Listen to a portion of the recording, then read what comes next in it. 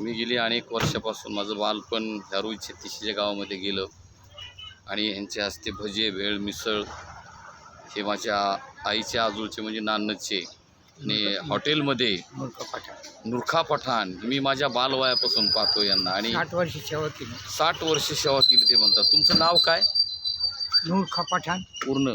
नूरखा अब्दुल पठाण, गाव नान्नर जामखेड तालुका. बरं बरं. इथं काय करता? तिथे आता घर जावाय शेती. अच्छा घर जावाय बरं बरं बरं. शेती आपल्याला शेती आहे का?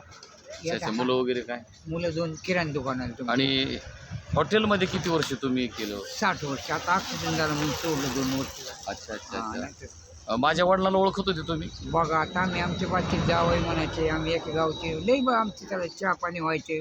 नेहमी गाठ पडली की आमचे व्हायचे चहा पाणी. म्हणायचं सासऱ्याचं आमचं जमत नाही, मंडळीला लावतो मी जात नाही. सासऱ्याचं त्यांचं काही खटाकलं होतं. अच्छा. जात नाही म्हणले गावाकडं असं म्हणायचे मला. बरं काय ते कलाकार कसे होते? काय नाव होतं त्यांचं?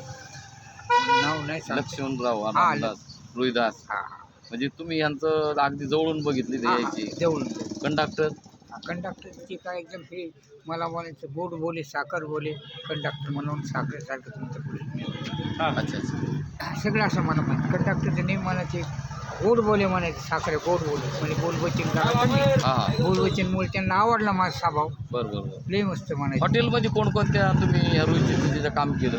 मी राजगडमध्ये 10 वर्षे, मळगंगा 10 वर्षे, लोकसेवा 10 वर्षे, जनसेवा 10 वर्षे, आनंद धाबा 10 वर्षे, 60 वर्ष. ह्या हॉटेलच्या जीवनामध्ये तुम्हाला काय काय प्रसंग आला?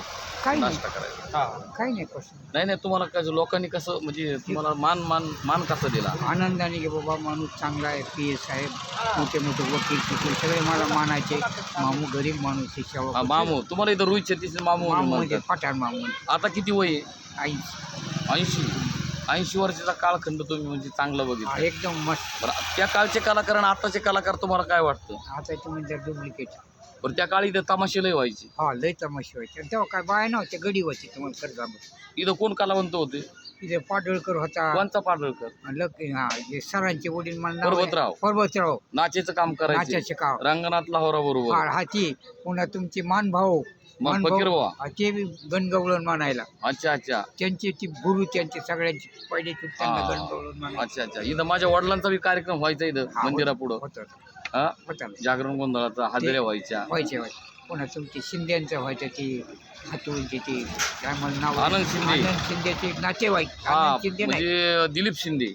दिलीप शाहिरांचा प्रल्हाद शिंदे आप्पा कांबळे इथे यायचे. फोटो माझा हॉटेलमध्ये हसनबाईची हॉटेलमध्ये म्हणजे आमचे गाव इकडं आमच्या फोटो काढा म्हणजे मामू त्यांच्या त्यांच्या नावाखाली ते हातोळीचे लोक फुटबॉलचे हे मामू या नावाने प्रसिद्ध.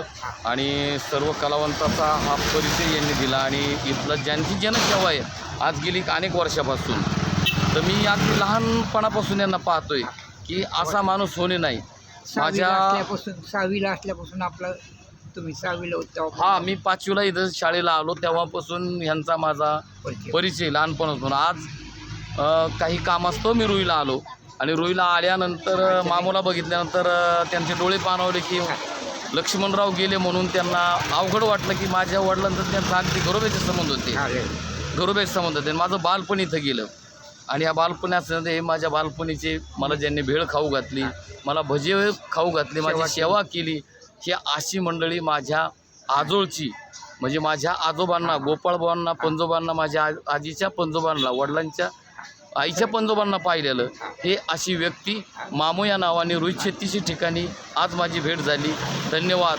दीर्घ आयुष्य लावो, आम्हाला तुमचा आशीर्वाद मिळो. चलो ओके.